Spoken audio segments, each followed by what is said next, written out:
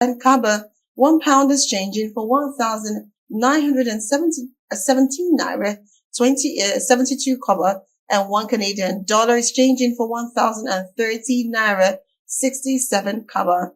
And lastly, we have one Chinese yuan exchanging for 203 naira 61 kobo. And now to the national news and business world, we have global disruptions loom as Airbus withdraws 6,000 aircraft. European plane maker Airbus has announced that it will be withdrawing over 6,000 of A320 family aircraft.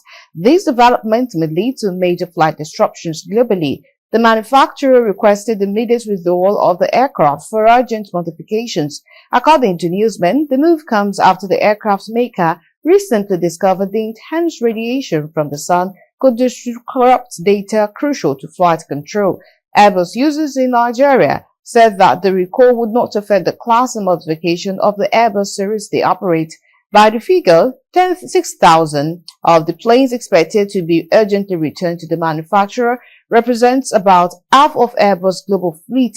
The disruption falls on a major holiday weekend in the US, which is home to 4 of the biggest A20 model operators: American Airlines, Delta Airlines, JetBlue, and United Airlines.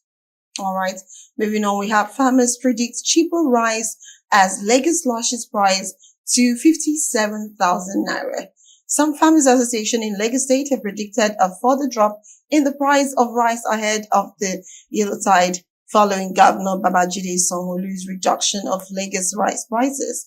The farmers spoke in separate interviews with journalists on Sunday in Lagos. Reports that the Lagos State Governor recently slashed the price of Lagos rice from 64,000 to 57,000 per bag. The Vice Chairman of the All Farmers Association Southwest Lagos State Chapter, Shakin Agbayewa, commended the state government for the strategic move. Shakin said that the development would likely increase competition in the sector, further reducing the price of rice. He added that the foreign imported rice selling between 52 naira and 56 naira may have been stored for over 3 to 5 years or even expired. On his part, the chairman of the Rice Farmers Association of Nigeria, Raphael Hussein, also commended the Lagos State government for the initiative. And now to the international scene, we have Reeves denies she misled public over UK's finances in run-up to budget. Chancellor Rachel Reeves has rejected claims she misled the public about the nation's finances in the run-up to a budget. Reeves was challenged on a program to explain why she repeatedly warned about the downgrade to the UK's economic productivity forecast, included in a speech on 4 November ahead of Wednesday's budget.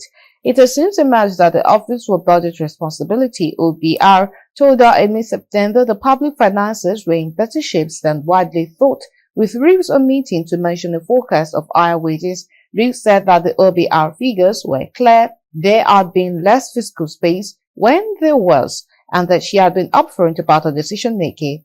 But Conservative leader Kemi Badenoch repeated her call for the Chancellor to quit. All right, and lastly, we have Fresh Farms have £90,000 worth of snails stolen.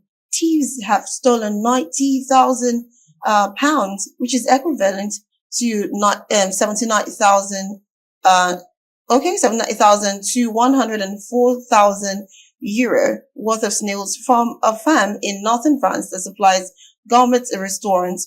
Les Côtes de Grand Croix in Bozy near Reims said it has been robbed of its entire stock of fresh and frozen snails, a real blow ahead of the holiday season. The thieves broke into the firm overnight on Monday, causing a border fence before breaking into farm buildings, but the complaint was only filed with police later in the week.